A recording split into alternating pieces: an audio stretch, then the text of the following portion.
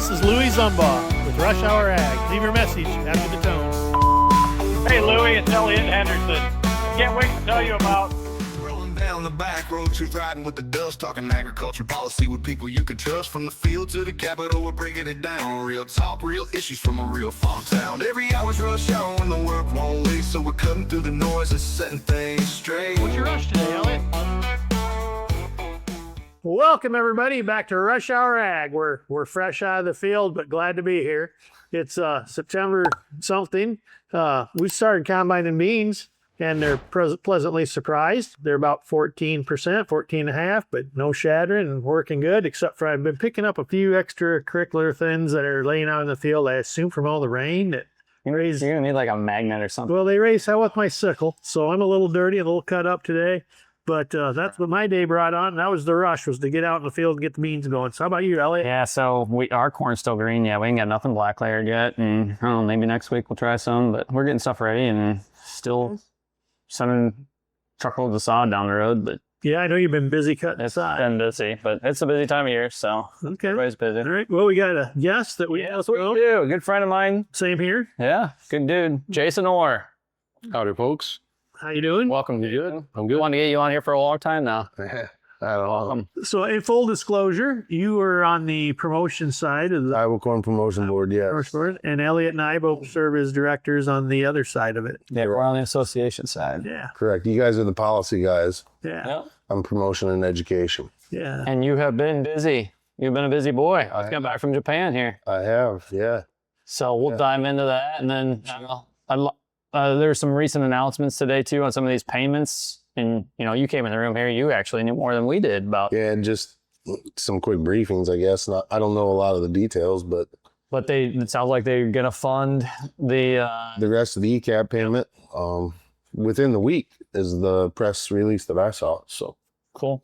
Well, I've got my opinions about direct payments and we'll probably get into that too. But Sure. Tell us a little bit about your operation, who you are, what you do. Let the listeners learn who you are. Jason Orr, farm in southern Buchanan County with my dad and my son. We raise all waxy corn. We've been corn for 25 plus years. Soybeans are a glorified cover crop in my opinion. Don't miss them, don't care to combine them. I personally have never raised a crop of soybeans since I've been farming. Got 50 head of stock cows, which are probably keeping my operation afloat right now. But, we're just got my son married, just got a daughter graduated from high school. So And things are pretty good. you had told me some good news about your daughter here. Yeah, actually, she just got accepted to the CAT team for Iowa Corn. Very So cool. Really? she'll be in the office with us every once in a while. Cool. Fun. Something on a side note, we farm over by you over there by Rowley. And I can tell you that we have never grown the beans over in that area that we can grow here. We don't have the subsoil. We don't grow the corn that we can grow here either. No. But and ground's generally about, well, in my perspective, was about $4,000 an acre less. Yeah. That's how we kind of got over there. I would not disagree. We live on a ridge between the Wapsie and the Cedar Rivers. It's the high point, and I'm guessing my ancestors got tired of crossing rivers and decided that's where they're going to stop. But we have a lot of sand and gravel. We might have where we call good dirt, good soil. We might have 2-3 foot of topsoil, and then there's a lot of sand and gravel subsoil. We just don't have that holding capacity that you guys have over here. You probably have a lot more clay type soils. Well, I definitely know why you don't grow as many beans over there as we do here. It's, what is it, 30 miles away, 36? Yeah, something like that, Yeah. 30, 35. Not a long ways.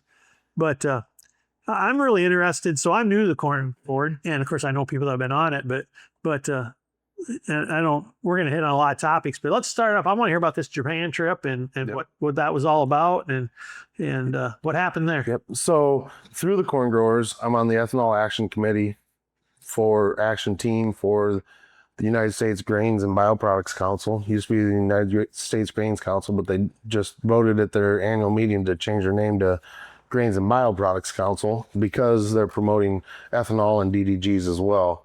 Decided it was time for a different name, I guess. But anyway, through that, I'm on the usage and production committee in Iowa corn, and they wanted somebody to go to represent the first ever U.S. Grains and Bioproducts Council's ethanol buyers and sellers conference. It's the first time that the Grains Council has ever hosted or promoted anything like that, especially in Japan. Okay. And they had Mitsubishi and Toyota and a bunch of different companies, Japanese companies that produce engines or utilize what would be ethanol or anything like that there. There was about 100 to 150 people in the room. It was a one-day conference, and we just talked about ethanol. So like low carbon ethanol, that's, I mean, that's kind of a topic here that people want to wade into it, but nobody's really, I don't know, it doesn't seem like anybody's really that firm on it for being like a real market. Right. So in my opinion, in the United States, the whole carbon umbrella, per se, became political. Yes. Sure. The left and the right, each has their own opinion. One believes that there's a CO2 and carbon issue. Others don't. They think it was all political propaganda. Turns out, if you go anywhere else in the world, it's a huge deal. Doesn't make it not propaganda, but it's a huge deal. It's not propaganda. It's what the world market wants. The American farmer needs to get rid of the backyarditis and realize that we're creating a world product that the world wants, and we have to hit those carbon standards or we're going to be out of the game. And I'll be the devil's advocate. That's fine, but it's obviously not in your backyard, and that's the problem. So I'll just. What do you mean? What's not in our the pipeline? Because that's what you're talking about, is the carbon pipeline in the back not backyard. necessarily just the pipeline. I'm saying the practices that get us there as well. Well, I believe it's propaganda, but it's propaganda we have to live with because the world believes it. My farm, we would be carbon neutral or maybe even carbon negative if we were running all ethanol semis hauling our grain. For sure. That would be enough to just put you over the edge. And we'll get to that. I don't know the exact numbers, but it's been a few years ago. We had some different carbon scores and things done. Yep. And we're in some programs now, but they haven't gotten our numbers back to us yet because it's a 2-year deal. And we're just getting into the second year of it, or just getting to the end of the second year. But I firmly believe with what we've done with cover crops and strip till and our fuel reductions and different things like that, if we were to continue on with ClearFlame trucks and burn all ClearFlame ethanol engine trucks, we would probably be a carbon negative farm. So do you think there is an equation that can be done where we can accomplish, or through practices, get our carbon score on our ethanol here in the United States to meet the requirements that these foreign countries want for import? Without a pipeline? Do you think we can do that or not? Personally, no. But like on your farm, the way your practices are, I think we could. You could. We could, but I don't think we're going to convince my neighbors that still pull a Dominator or a disc chisel through the field religiously, no matter what. Doesn't matter what the soil type. They may say they cheated up in the lighter areas, but they're still turning it dirt or turning the soil. So the pipeline has to get those. There is a certain percentage of farmers that you're never going to convince them that they don't need to turn that soil black before they plant. Right. And I don't think that will count. Right. And I raise all waxy corn. None of my corn goes to an ethanol plant anyway. Sure. So we're kind of all over. So back to the Japan thing. So you're in this meeting with Mitsubishi. Yep, there's a lot of reporters. Do you think that we'll ever get back to where we were here? I know I brag about my old pickup. I don't own it anymore, but I had an E85 pickup. I loved it. I still burn E85 in a couple of my vehicles. You think, will these other countries start producing those types of motors? Absolutely. And bring that back to the States also? Because I know you have to go to a little older Quick Star. It comes to mind. The older ones have E85, but the new ones are putting up don't. Right. A lot of that has to do with the government labor. Well, the Biden administration got rid of it. Yeah, they didn't believe in clean fuel. They believed in electric. Well, that's not clean. Exactly. It goes back to the problem. They weren't incentivizing the car manufacturers to build an engine to burn E85. Right. They were incentivizing them to build something nobody wanted. I mean, that's wind. the electric cars got pretty popular there for a little bit. Yep. And then everybody that wanted one had one. Yep. And then they just fell flat. Now they can't give them away. Right, because nobody wants them. So to get this E85 thing big again in the United States, there's going to have to be some action on regulations. I would think so. Okay, because there are some companies making like conversion kits. Yep. For any vehicle. I don't know if you're aware. I think for my latest Ford pickup, I think if I took it into the shop, they can go in the computer, change a couple things. Actually, I just same motor. It's the same motor that was in that pickup the prior year, and you could burn the 85 the prior year, but then it changed. I just found out yesterday that apparently in new 3/4 ton Chevrolet pickups, I got a friend that bought one. He's burning the 85 in his and doesn't have any trouble. He loves it. Yeah. So he says, I don't know if it's got the yellow cap or not, but he's been putting E85 in it and he loves it. So the 85 in my Ford, and I don't have any problems, but my fuel light, or not my fuel light, but my engine light will come on. Sure. And then if I get to a station that doesn't have it, so I have to put other fuel in, Yep. then it goes out. Yep. It's kind Yep. of, yeah. Black tape will take care of that too. So how much, like in your Japan trip, how much ethanol are we sending to Japan right now? Right now we're sending, not a lot. Maybe they never really gave us those numbers that we're exporting right now. I spent Tuesday there and went to Nakagawa to a fuel terminal, and they're 1% of the market in the Japanese gasoline market. They have an E3, so a 3% ethanol blend that they're providing to the stations they provide for.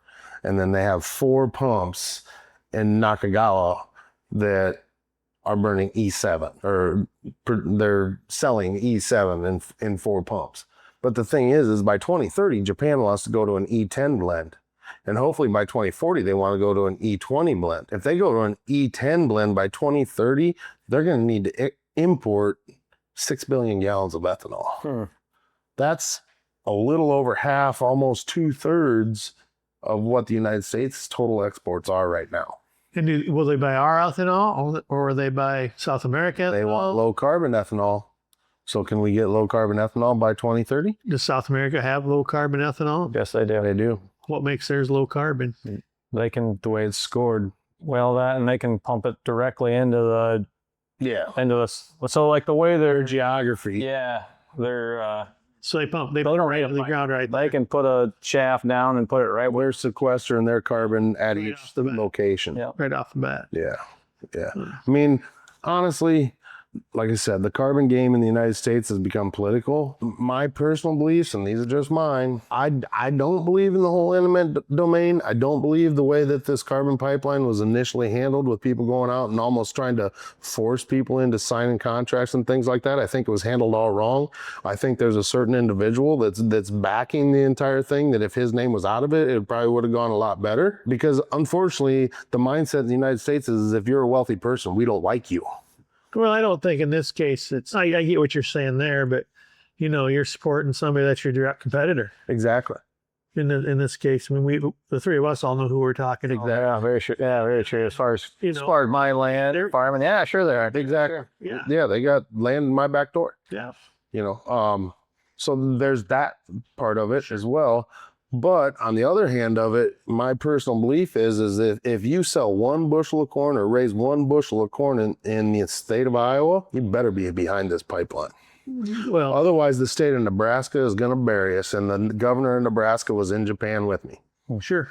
They think that Nebraska thinks that they're going to double the number of ethanol plants in that state. Because of this low carbon thing and how they can make the pipelines go. Because they've already got the pipeline pretty much. It's a fit. It's a true fit. They can do it. It's cleared there. Right. They think ethanol plants will close in Iowa and move to Nebraska. They're going to ship our corn there or what? Well, Or they'll just start raising more corn there. they will. They can buy. They claim that they've got the world's largest source of underground water that's never going to go away with the Ogallala Aquifer.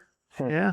That was a long time. I would agree. But I think, and I think that the changes need to be made in Iowa or rest in the IUB, and how they can cite a pipeline to start with to help make it voluntary, to make the corridor that it can go down Yep. wider so it can bypass the people that truly won't have it no matter what. And they changed just last week they announced some different incentives to That was the somewhat company. I seen that. somewhat And, maybe you know, initialize some peer pressure type tactics, pretty I much think, trying to to, get people to sign up. which that can really alienate you further. Exactly. And then they have a thing without ownership, you can partake every year in a payment, Yep. but it made clear that you didn't own any of it. Yep. So it's not per gallon or per ton or per anything, but whatever, more power to them. They're starting to come stuff. But I think the true caveat is to change how the IUB Mm-hmm. allows them to do these things. Yeah. And then it just gets to be if Jason Orr's totally against it, that's fine. You can come across the road on some laws because We're going to move 5 miles or 2 miles or whatever that is. The easement or whatever it is needs to be wider to give them more variance. flexibility. Yeah. I would agree. Yeah. I think that would help a lot.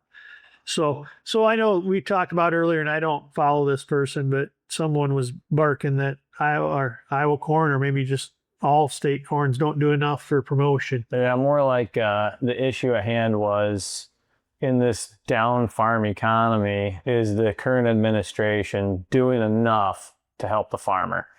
And, Oh, I thought they were more on the course of like Iowa corn wasn't doing enough, but you're talking about in general. no, they're talking about Iowa, like not Iowa, they're talking about national corn. Like where is their voice at on getting in front of Trump, especially in light of this Argentine deal? I guess is kind of what the conversation, what he was prefacing was they just did a deal to buy $20 billion of Argentine currency, I think. Something like that, yeah. And when that deal went through, Argentina lifted their tariffs to the tune of I don't know how many millions or billions of dollars. And once them tariffs were lifted, China bought all the beans they could to reach that level until the tariffs went back on again. So we just had a bunch of money there, and then China bought the beans from there and not here. And so people are pissed. Sure. And farmers should be pissed. Right. Is that how we're gonna do? We're gonna conduct ourselves in the light of this down farm economy? It's not good. No, that's not good at all. Yeah, I don't agree with that. I guess when we were talking earlier today, what I was referring to about the corn people not doing enough, I was referring to the reports and the way and I feel maybe not manipulating, but driving the markets by the way that their releases are. Yeah, they're speculating. Lance Littlebridge and I were in Washington, D.C. a year ago, May, at a NASA event.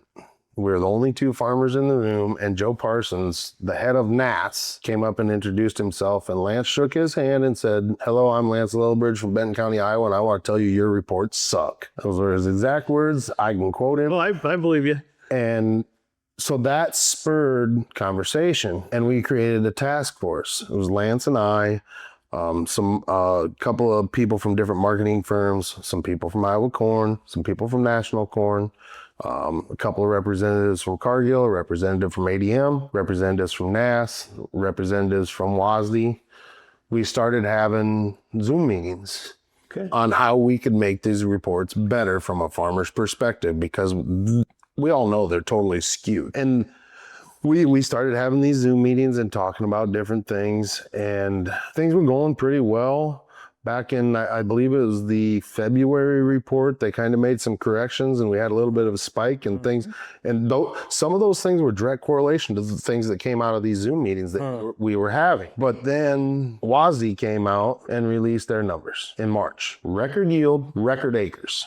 Planted acres. And those of us that were farmers in that call, it was a Zoom. I was in my skid loader. We were loading cow manure. And I can tell you that I would have liked to put the representative from WASD's teeth down his throat, because they flat out said that they don't care where the acre comes from. An acre's an acre and the yield's the yield. Because we were arguing as farmers and even the marketers to hit the number, the 188 number.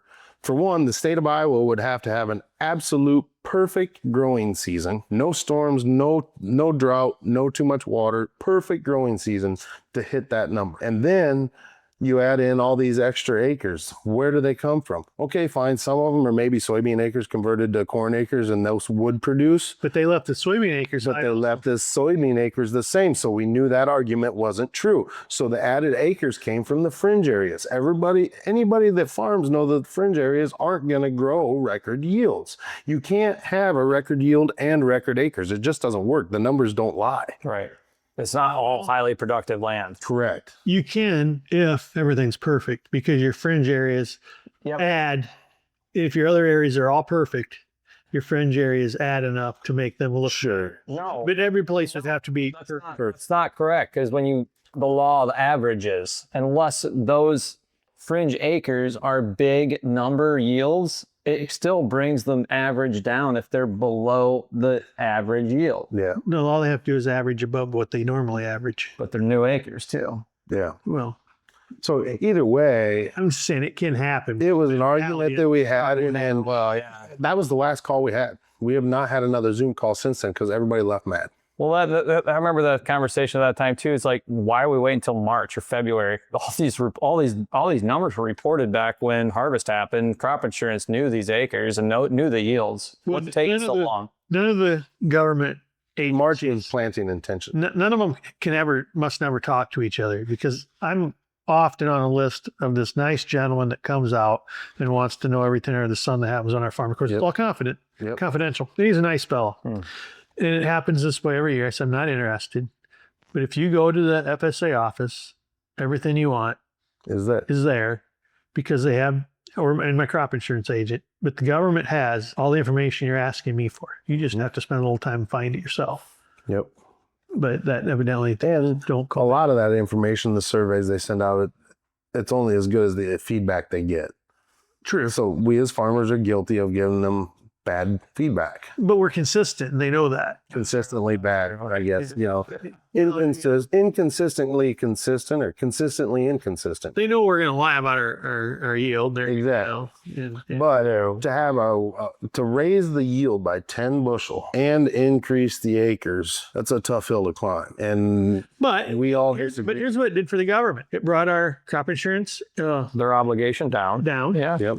And now, when it gets time to figure it out, how that swings back around, Yep. oh, you're not going to get the yield. Oh, we don't have the acres. Oh, guess what? Now the price is up. Yep. So it just saved the government a whole lot of money by manipulating too favorably. Possibly. And the other thing they do, I'm convinced, is when they figure out how much yield, how much crop is in store and all that, by the time they do it here in the fall, or when they just did it, the South's already been combined. Yep. Yeah. So is that old crop or new crop? Where does it really, where are they That's counting a it good at? question. Yeah, well, I think that's why it swings so bad, because they're counting it as old crop. Sure. But then when they do the revision, that was new crop. Sure. So they don't ever really know, or they're consistently wrong all the time. But let's face it, when it comes to the jobs market and all that, when's the government been right last? I mean, look during the Biden administration, he'd create 2 million jobs, and 3 weeks later he was negative 800,000. Right. I mean, who the hell's counting that stuff? Right. Nobody. Well, they can't count, that's for sure. No. They ran out of fingers. There you go. There you go. So it goes back to an episode we're going to be doing in the future, how the farmer is just stuck in the middle, and we're kind of like what do you call that? The whack-a-mole. Yeah. Only we're the mole. Yeah. Yeah. Just don't know which hole to stick our head out of. Yeah, we want to duck before you get whacked. Yeah. Yeah. It's kind of sad, but that's kind of the way it is. But I'm glad you're going to those places and promoting ethanol and ethanol in general. Well, that's what we had this whack-a-mole conversation earlier today. I was me and you on it, where we were talking about, the promotion side, which is your side. Yep. It's frustrating because you guys are working your asses off, running around trying to promote corn and get this corn moved. And then what's the government do? Come out with more policy to expand acres. Yep. So you're an Iowa guy. We're Iowa guys. We're promoting our product. We get the bushel of corn moved, and then policy shows up and creates 2 more bushels over here. Yeah. Then now we got to move those bushels too. So it's like whack-a-mole. Is that right? At what point do we really want to keep supporting this insanity? I just had that conversation with another friend today, and I don't talking about where do we draw the line? You know, farming's not that fun right now. And the more and more people I talk to, they're tired of fighting the battle. And I don't know how to answer that question. I really don't. It's when you have to fight policy like that, it's tough. And this is policy that we promoted. Yeah. But I think it's time to take a hard look at it. Is this So what do you think you gotta change? Well, like this crop insurance thing for one thing, the actuarials are all wrong. Yep. It's not right that, we continue in Iowa to pay into crop insurance when these fringe states, what is it? Like for every dollar we put in, we get 10 cents back, right? So we're losing 90 cents for every dollar we spend on it. In the North Dakotas of the world? North Dakota, West Texas, for every dollar they put in, they're getting 2 something back. Yeah. That the actuarials are. And how do they keep doing that? Because if we were to do that if we were to collect every year, it goes right. Yeah. How do they keep doing I that? don't know. I would like to know because sooner or later, They the do- APH is going to catch up with them Well, unless they're changing producers. The only way I can see it is So we each have 1,000 acres, and I farm your 1,000 this year. You farm Elliott's, and Elliott farm yours, and then 2 years from now, we all rotate. Rotate. kind of like playing volleyball. You rotate, because if you rent a new farm in Buchanan County or Lane County, wherever in the state of Iowa, if the prior producer doesn't give you his APH proven yield, you get the county average. So you're guaranteed the county average for, it starts out, it's a rolling 3-year average. So year 1, you get 3 years county average. Year 2, you have 1 year of actual production and 2 years of county average. So after the 3rd year, the county average falls down. You can deliberately lowball your inputs. I mean, I hope people aren't doing it, but I'll guarantee you people are doing it. You can deliberately shortfall your inputs and just take the county average and collect crop insurance for at least 2 of the 3 years. The 3rd year might be a little sketchy. And then if you really wanted to play the game, I can see it renting it to your son or renting it to your dad, just rolling years. By the time you This is all speculation in my opinion. There may be large producers that are doing this. I don't know. I don't know their business plan. I just know when we get the briefing, But that's how it works. these states that's how they're getting paid based on how much they're putting in and what we're putting in. Yep. We're losing money and they're making money. Yep. I don't know the specifics of it. I just know that that's the reports we're getting back. Well, you'd have a pretty hard time making any money living off crop insurance. Exactly. Unless down there the crop insurance pays better than you're ever going to get a crop. Anyway, and I don't. There's a good chance of that. What do you mean? What's that? Crop insurance paying better than what your crop would ever do. Yeah, Because where was it that they said that they could run a pivot around and it's dry before he comes back? Yeah, West Texas. Yeah, it's so hot. right. So I don't know. But like I said, some of that's my own speculation, but I can see some people doing You're it. also talking 100 bushel something yields versus 250 up here. So, and it's big acres. I mean, it is a lot of acres. Yeah. And, they got a good premium down there. In fact, a lot of our corn goes to Mexico. Well, a lot of those acres are getting put between here and Mexico. That's just less of our corn going to Mexico and more of theirs. Well, down by Mission, Texas, the last cotton gin was all closed up, I think 2 years ago. They sold the equipment out and everything. Really? And they grow a lot of corn there now. They were growing when we came back last February. They were just starting to plant, and some of it had been planted. It was about that tall when we came back. Because Mission's in West Texas, right? Oh, Mission is clear down the south tip, right by Mexico. Can they get 2 crops down there? 2 crops of corn? I don't know. I'll ask next year down there. I don't know. I just know that I drove by Corn or wheat corn. growing cotton gin and got to know a couple farmers that were down there, but there's a lot of grounds just going back to being scrub ground after the cotton was gone. Just laying fallow. Yeah, but it just grows back up to Sage seed or Yeah. bush, scrub. I call it scrub ground. Sure. Scrub bushes. I mean, the ground's not. Right. It's nothing like up here. Right. Right. Raul, one of the guys I met at the sale barn, you can go to South Texas, but I'm still a farmer. So I came out the local sale barn, met a guy that took us out to his farm and stuff. And he actually had a shop. He worked on equipment out there. He had 4 or 5 employees wrenching on equipment. And had At the sale barn? I met him at the sale barn, but he invited us to Sure. his farm. And so I got to see a little bit how they do it. And I was still convinced, though, that this crop insurance promotes expansion. These folks in these areas, You're faced with either letting it grow up to mesquite or putting, what's it cost? Put a crop in $800, $600 Down there, Not down there, no. I'll bet it doesn't cost hardly 500 down there. Yeah, but they're only getting 100 bushel yield off of it. It's still risk. Margin wise, it's probably the same. Or tighter. Could be. And then I think the one thing that we all three agreed on with crop insurance or any kind of subsidy is that they ought to have a true limit on the acres. yeah. I don't think On any subsidy, you can farm as many acres as you want, Yeah. but you're going to be subsidized with your crop insurance subsidy or these other payments you're talking about up to 1,000 acres, and that's it. And if you want to farm 20,000, 19 of it's on you. Good luck. And I do. I think 1,000 acres is a good number to start with. I don't know any operators that are. Then they have to do the other, from what I understand, this big, beautiful bill now, and we'll talk about this in other episodes too. The bar is so low to become as many identities as you want. Yeah. At least before you had to at least kind of work at it. Now it's like, I want to be A LLC, B LLC, C LLC. Yeah. As long as this LLC brings in the limit, Yeah. we'll get the next one covered. I mean, they needed, and I don't know why they changed it. If it's as easy as what I've been told it is, but I've been told it's that easy now. And I would believe it, I guess, just out of some of the things that we have learned or it's heard. official. I mean, it's Farm Docs Daily. I mean, it's an Illinois publication. It's out there that, Sure. this is real. I mean, university information is what I'm consuming. Yep.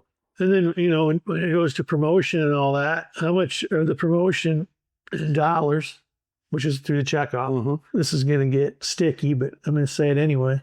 And I've only been to 2 meetings, so shoot me if I'm wrong. That's fine. Well, don't shoot me, but you can tell me I'm wrong. I'd speculate that most of us in there are generally roughly the same size farmers, probably most of us, within a reasonable amount. And so how many of that are doing the policy and the promotion are carrying the guys that are farming mega amounts of ground and we're doing the work for them. I'll tread lightly around that topic, but I know of 2 producers that are in the area that are mega farmers, I would say. 15,000, 20,000 acres plus that are checkoff refunders. Yeah, that's what I was getting at. And one specifically I know has been quoted that, why should I pay my checkoff when everybody else does? Yeah, what you're talking about is the tragedy of the commons. It's the classic age-old story of a community that continues to put in to make it better, and then you got a few individuals that are taking advantage of everybody else. And they're probably the biggest complainers. One of them I would say probably is Well, I one of agree them with that's in that. our back door. Yeah. Yeah. It's no different than we've talked, to solve this low price thing and this overproduction of corn. Everybody needs to just not put any fertilizer on for a year. No nitrogen, no P, no K, no S, no nothing. Well, I think the P and K, you might get your wish. Yeah, I think that we're pretty close to But that. there again, But there's going to be that one guy, that handful of guys that are going to, yeah, you're right. We'll do that. And then in the middle of the night, they're out putting nitrogen on and they're going to, or they get a better deal because they're the first guy that gets the phone call to get rid of all the shit that they couldn't sell. Or you're the guy that is promoting that. We're not going to buckle the Prop 12. Prop 12 on the house market, right? Yep. We're not going to buckle the Prop 12. I'm not buckling the Prop 12. Well, in my backyard, I'm building 3 hog houses that are Prop 12 approved. Yep. Because you guys aren't going to do it, and I am, and now I got the market. yeah. Remember the old just saying, I remember the old 6-pen buildings where you used to farrow hogs in? Did you ever farrow hogs? I farrowed hogs, yeah, but I didn't have a 6-pen. 6-pen low buildings. I remember that when I was a kid. We had, The end thing. What was the thing with those? they're like portable buildings on skids that you could Oh, yeah. move around or whatever. Paving was Cargill put them up? No, I don't know. I think they were all pretty much. a Cargill unit back then was a little one-sided slit ladder slope, now it's slope that went building. back about 16 feet. Okay. That wasn't very far when it was freaking 20 below. Yep. 16 feet wasn't much Yep. much cover. But these were, we had one at a place where I grew up. They called them a 6-pen, and there'd be 6 like 4x4 or 6x6 pens inside of it with an alleyway down the middle with a little creep in the corner so the piglets could get away from the sow, and they called them a 6-pen. Okay. And that's where you farrowed your sows. That's basically what Prop 12 is making sow units do. They don't want them in gestation crates. They don't want them in farrowing crates. They need to be able to get up and move around, stretch their legs, different things like that. or you get the chicken barns, free range chickens. So you got this chicken barn, but they knock out a couple holes in the wall, put a little fence out. Give them a few more square foot. So that's free range now, because they have the option of going outside if they can frickin' get there. But They can find a little hole. yeah, but it's full. If you can get your butt out there, you're free range. Yeah. But anyhow, well, Jason, we've gone over our half hour a little bit, but we're going to continue here, and Sure. and we'll probably break it into 2 episodes. But our next topic is going to be about our President Trump, Okay. the things that he's doing and not doing, what's important that he's doing, how big of mess, in my opinion, he had to straighten out, and what everybody's opinion is of that. I think that's probably more than a half-hour conversation. But so Jason, we're gonna have to continue on another episode. But for our Rush listeners, thanks for joining in, and I hope you rush on back for the next episode to catch the other half of Jason Orr.